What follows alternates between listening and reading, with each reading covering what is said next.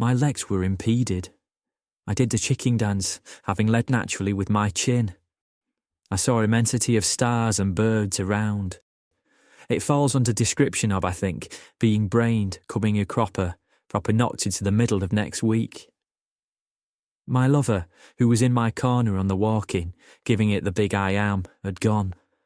I wanted her knelt with a T-bone steak on my eye, a bag of peas on cheekbone, not this guy with a magic sponge, saying he'll be all right in a minute, give him room, flapping a tea towel. You are a brick, I want to emote, but my teeth come out like Smarties would, and I don't think it mattered I was being ironic as I pedalled invisible bicycle. He said, "Spit it out, son," and swung a bucket. I looked up his trouser leg, said, "That reminds me, I must get a pint of milk."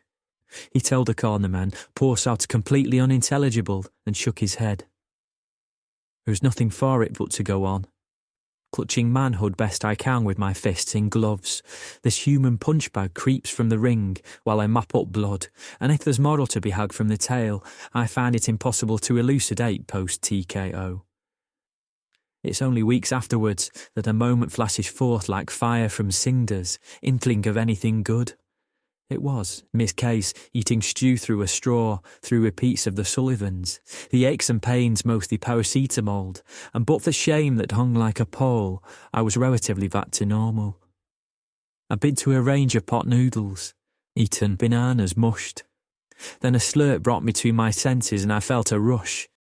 Like a pickled onion sucked from a palm without dentures, my life in miniature, the salt and vinegar, all I had been and all I was, throbbed.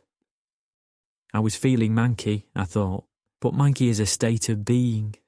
For you can't run from your geographical origin, of headaches, rain, a dour approach to home, fog, smoke, gravy browning, L.S. Lowry, none of which spoke of unparalleled triumphalism. That's the California, or maybe a Tahiti, surfing the waves. To be held aloft in victory, with WBC championship belt around my waist, was both utterly fantastical and utterly not Manchester.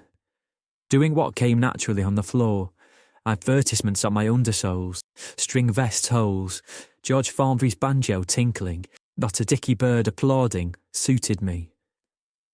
I know well, in the fullness of time, the entropy of the universe applies to those who climb high and caw from their perch at those brought low. They'll fall too. We'll all become a kind of mulch, not much to distinguish between us. Just, when you put it that way, simple. We who believe that the apple doesn't fall far from the tree will become indivisible from compost once everything is done and the glory has been won, and you end up like your mum and dad did. We'll meet again in the grave as food for worms, a steaming phosphate-rich churn chucked on gardens to propitiate flowers, all as saying, not a bad end, eh? So why worry?